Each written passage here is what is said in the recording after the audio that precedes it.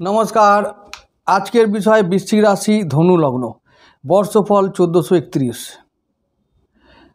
ताहले समस्त राशिफल शेष कर दिएछि। वृश्चिक राशिर 3टे नक्षत्र शेष कर दिएछि। एबारे आसछि लग्न भित्तिक भिडियो निये।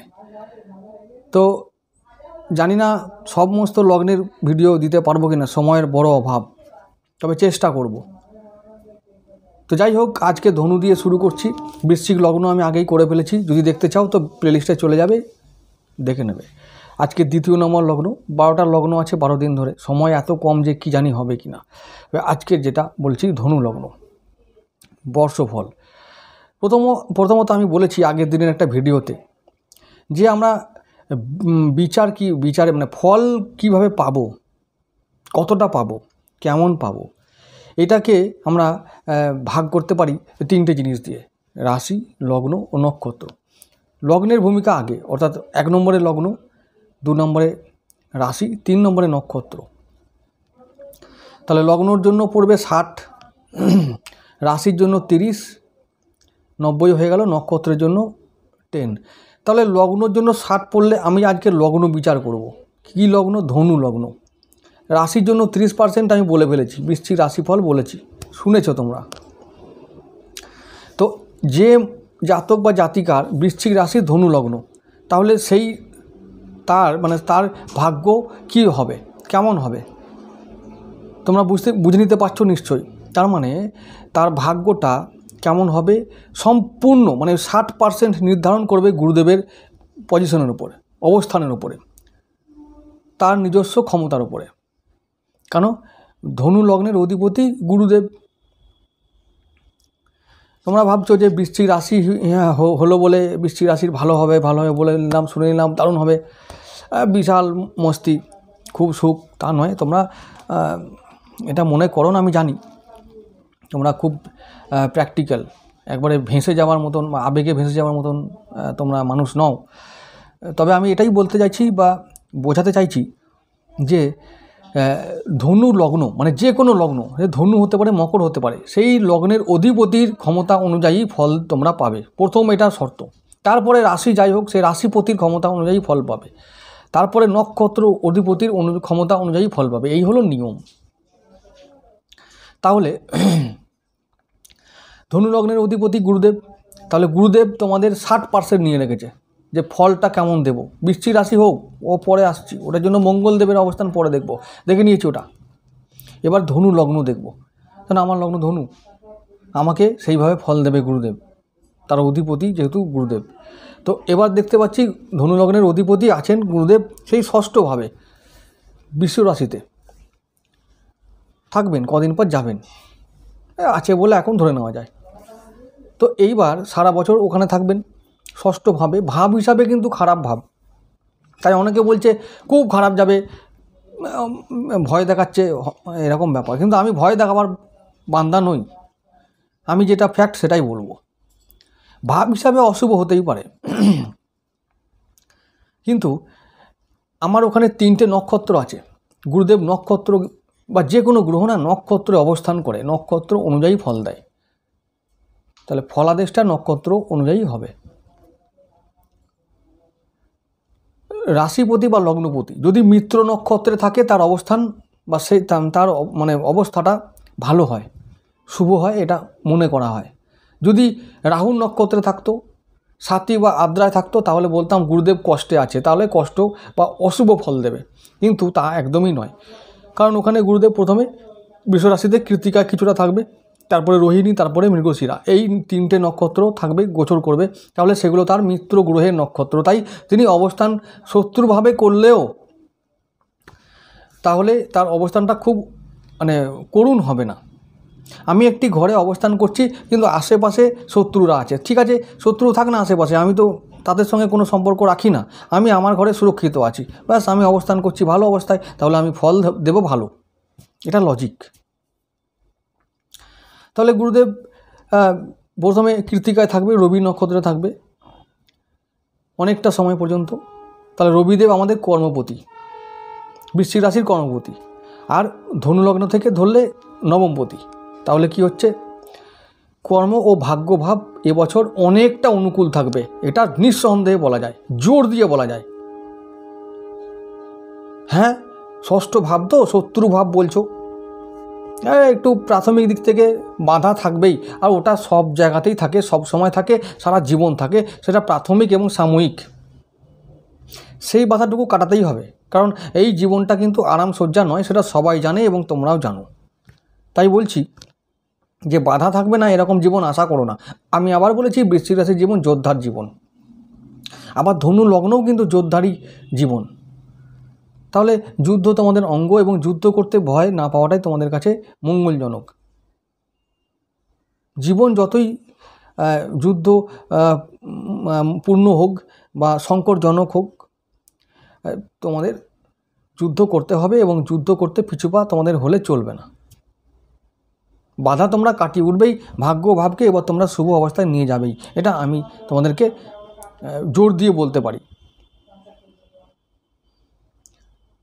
তাহলে আবার যখন বৃহস্পতি চন্দ্রের নক্ষত্রে যাবে, তোমাদের ভাগ্যবতী নক্ষত্র বৃশ্চিক রাশি থেকে আবার ধনুলগ্ন থেকে অষ্টমপতি, তাহলে ভাগ্য আবার অষ্টম ভাব, তার মানে ভাগ্য ভাব আর অষ্টম ভাব একসঙ্গেই দুটোকেই নিয়ন্ত্রণ করছেন বৃহস্পতি যখন চন্দ্রের সঙ্গে নক্ষত্রে থাকবে, অর্থাৎ রোহিণী নক্ষত্রে থাকবে। তার মানে ভাগ্যের সাডেন গেন, কি বললাম, হঠাৎ প্রাপ্তি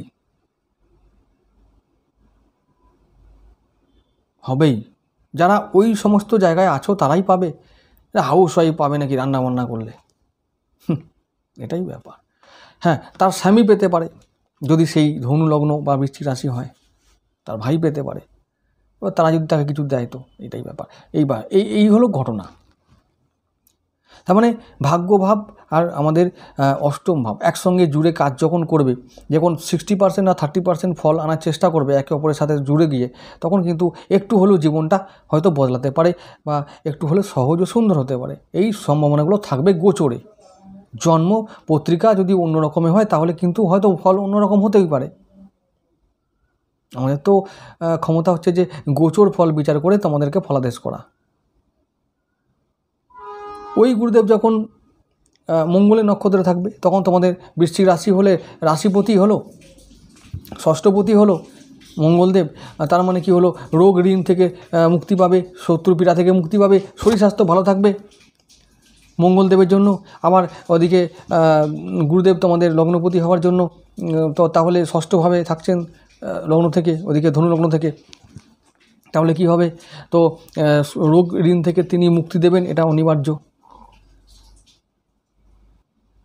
আমি মানে লগ্নপতি বা ওই লগ্নের জাতক হিসাবে তোমরা এই বিষয়ে কাজ করবে, কাজ করতে বাধ্য থাকবে, তোমরা নিজেদের সমস্ত বাধা রোগ ঋণ থেকে মুক্তি পাবে, এটা অনিবার্য সত্যি এই বছরের জন্য। ধনু লগ্ন হলে আরও বেশি কনফার্ম হবে এই জায়গাটা। আর বৃশ্চিক রাশির ধনপতি হচ্ছে যে ধনু লগ্ন, তাহলে তোমরা এবছর কিছু গেনও করবে, আর্থিক দিক থেকে তোমরা কিছু গেন করবে।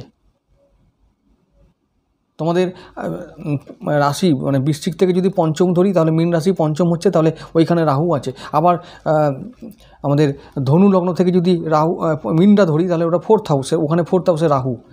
ফোর্থ হাউসে রাহু থাকলে একটু বাস্তু দোষ ঘটায়, কিন্তু ও আবার কিছু গেন করিয়ে দেয়, কিছু অর্থপ্রাপ্তি ঘটিয়ে দেয়। পঞ্চমে রাহু সন্তানের দ্বারা কিছু অর্থপ্রাপ্তি ঘটাবে, সাডেন গেন হবে, কিছু হঠাৎ করে প্রাপ্তি হবে, এই ঘটনাগুলো ঘটবে।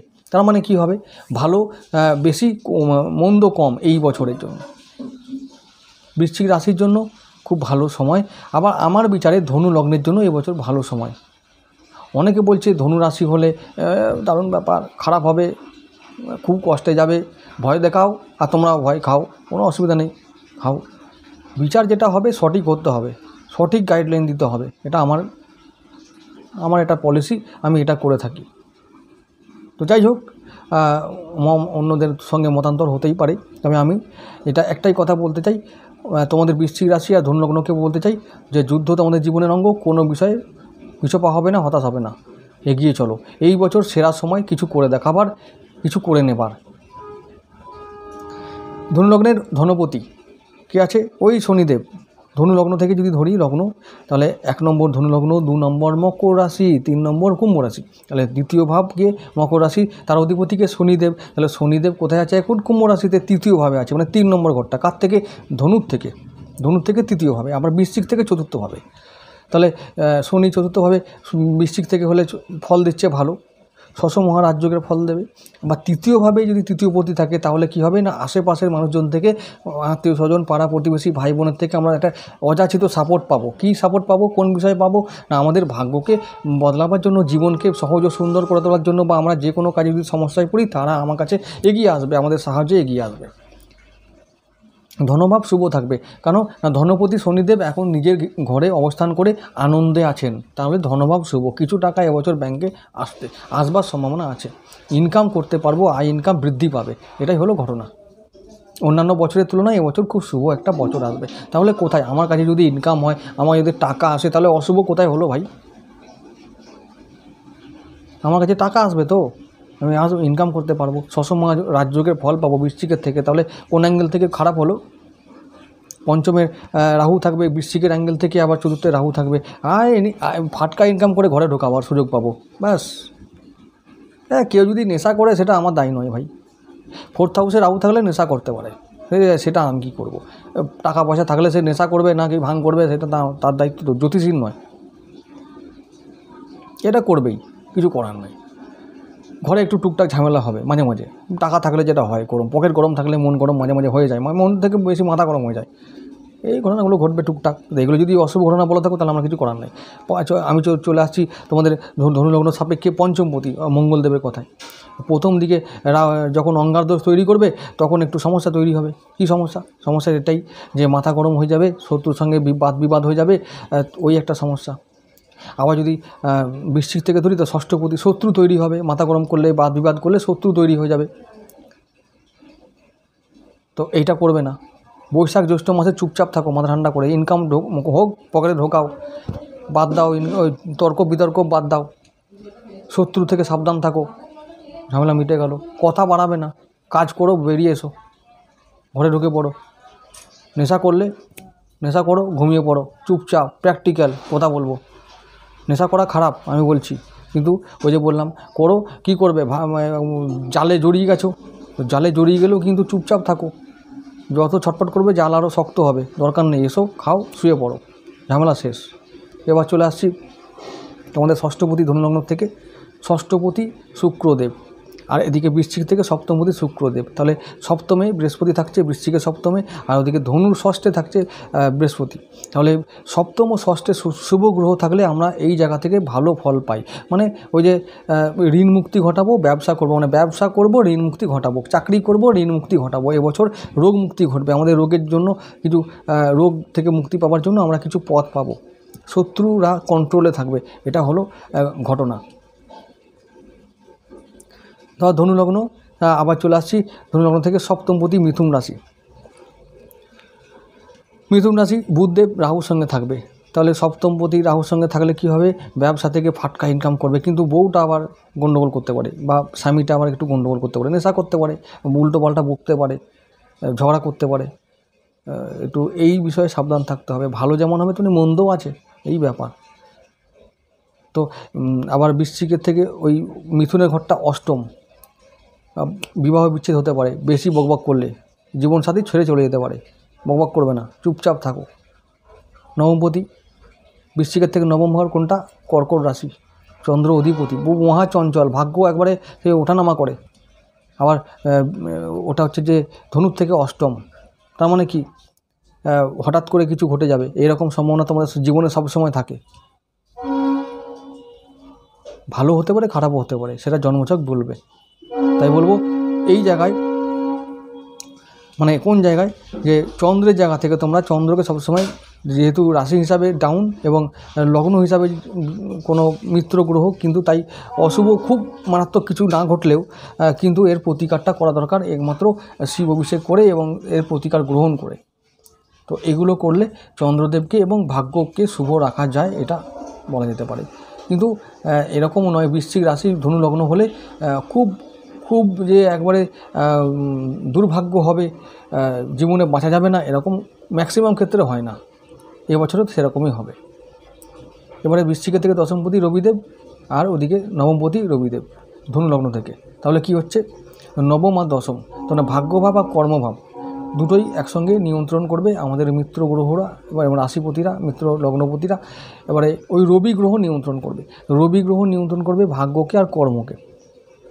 এবার রবি কিন্তু এখন এই বছরে সেই চৈত্র মাসের শেষ দিকে ছাড়া সেভাবে কিন্তু আর রাহুর সঙ্গে মিলিত হবে না। শুক্রের সঙ্গে একটু সময় বৈশাখ জ্যৈষ্ঠ মাসে থাকবে, তার দুটো দোষ তৈরি করবে, সাময়িক বাধা তৈরি থাকবে। তারপরে রবিদেবের যে সমস্ত অবস্থানগুলো থাকবে সেটা খুব মানে অনুকূল অবস্থান, শুভ অবস্থান। তাই কর্মভাব ও ভাগ্যভাব অন্যান্য বছরের তুলনায় খুব শুভ থাকবে বলা যায়। এবার আসছি একাদশপতি, তোমাদের বৃশ্চিক থেকে একাদশপতি হলো তোমাদের কি বলে কন্যা রাশি, বৃশ্চিক থেকে একাদশ। আর ওদিকে ধনু থেকে হচ্ছে যে দশমপতি, তাহলে কর্মপতি আর ইনকামপতি, মানে একাদশপতি আয়পতি কে বুধদেব। তাহলে কর্ম করবে, আয় করবে। বুধ এবারে প্রথম দিকে রাহুর সঙ্গে থেকে ইনকাম ফাটকা দিয়ে দেবে। কর্মজগতে কিছু এমন কিছু ঘটনা ঘটাবে, কিছু যেন হঠাৎ করে প্রাপ্তি হয় সেরকম ঘটনা ঘটিয়ে দেবে, চেষ্টা করবে। কিন্তু অবশ্যই সেখানে আবার ঠান্ডা মাথা রাখতে হবে, এটা না হলে কিন্তু পরে গণ্ডগোল করতে পারে বা হতে পারে। তো ইনকাম এবার হবে সাডেন ইনকাম। আমি বারবার বলছি, যারা এই সমস্ত ইনকামে সিদ্ধহস্ত তারা পাবে। আমি বলছি এক্সপার্ট হতে হবে, তো সময় দিতে হবে, জ্ঞান অর্জন করতে হবে। এমনি হয়ে যাবে নাকি? সবাই পাবে নাকি? যে ওখানে আগ্রহ দেখিয়েছে, যে ওখানে নিজের সময়কে দিয়েছে, যে ওখানে নিজের অর্থ ব্যয় করেছে, তারাই পাবে। তাদের জন্য বৃশ্চিকের থেকে দ্বাদশ কে আছে? শুক্রভাব, ওই যে তুলা রাশিটা। আবার ধনুর থেকে ওটা একাদশ। তাহলে কি হচ্ছে? শুক্র ইনকাম দেবে, আবার খরচও করবে। তাহলে শুক্রকে নিয়ে সাবধান। তাহলে রবির সঙ্গে থাকবে শুক্র, তখন একটু সাবধান থাকতে হবে। আবার যখন বৃহস্পতির সঙ্গে থাকবে বৃষ রাশিতে আর মেষ রাশিতে যখন শুক্র থাকবে, তখন আয় ব্যয়ের মধ্যে নিয়ন্ত্রণ রাখতে হবে। সেটা হচ্ছে জ্যৈষ্ঠ মাসের আষাঢ় মাসটা আয় ব্যয়ের মধ্যে নিয়ন্ত্রণ রাখতে হবে। না হলে কিন্তু ব্যয় এত হয়ে যাবে যে আর সেই যত ইনকাম হচ্ছে তত আবার বেরিয়ে চলে যাবে। তো এটা মাথায় রেখো, এটা চ্যালেঞ্জ। ইনকাম হবে, এবছরে ইনকাম হবে, আমি বলে দিচ্ছি। সমস্ত বিচার করে, আমি জন্মছক ছাড়া আমি যদি গোচর বিচার করে বলছি, সেগুলোকে নিয়ে ইনকামের যোগ দেখাচ্ছে। ধনুর থেকে দ্বাদশ কোনটা? বৃশ্চিক রাশি। আর বৃশ্চিক রাশিতে আমাদের লগ্ন, তাহলে লগ্ন আর দ্বাদশ, তাহলে কি হচ্ছে? মঙ্গলের অবস্থাটা কেমন হবে তার উপর ডিপেন্ড করছে যে তোমাদের ব্যয় কতটা হবে। আমি আবার বলছি, আয় ব্যয়ের মধ্যে নিয়ন্ত্রণ রাখা জরুরি। মঙ্গল রাহুর সঙ্গে থাকবে, প্রথম দিকে অহংকার দোষ তৈরি করবে। প্রথম দিকে বৈশাখ আর জ্যৈষ্ঠ মাসে প্রচণ্ড ব্যয় হবে, শরীর স্বাস্থ্য অবনতি ঘটবে। কাউকে হসপিটাল যেতে হতে পারে, কাউকে কোর্টে যেতে হতে পারে, কাউকে বিয়ের জন্য কোর্টে যেতে হতে পারে, কাউকে বিয়ে ভাঙার জন্য কোর্টে যেতে হতে পারে। এরকম ঘটনাগুলো ঘটবে, কিন্তু আবার বলছি যে সেগুলো খুব সাময়িক, সেগুলো বছরের প্রথম কয়েকটা মাস, তারপরে আবার সব যেমন অনুকূল থাকার সেগুলো অনুকূল থাকবে। তাই ঘাবড়াবার কিছু নেই।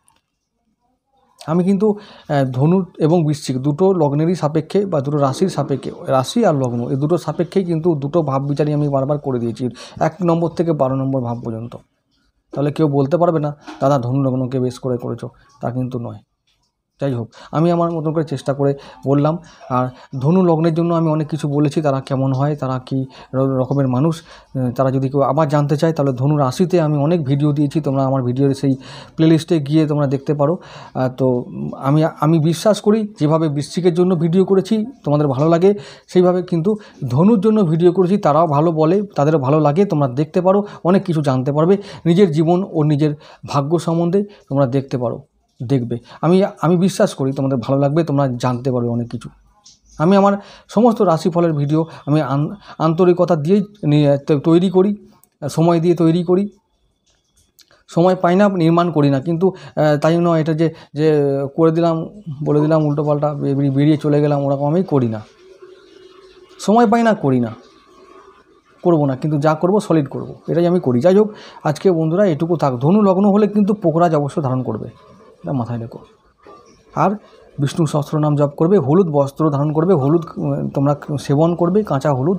এই হলুদ যত পোশাক পরবে, যত হলুদ সেবন করবে, পোকরাজ পরবে, হলুদ রঙের ব্যবহার যত বাড়াবে, জীবন সুন্দর হবে, ভাগ্য ভালো থাকবে, এটা মাথায় থাকে যেন। আজকে এটুকু থাক, নমস্কার।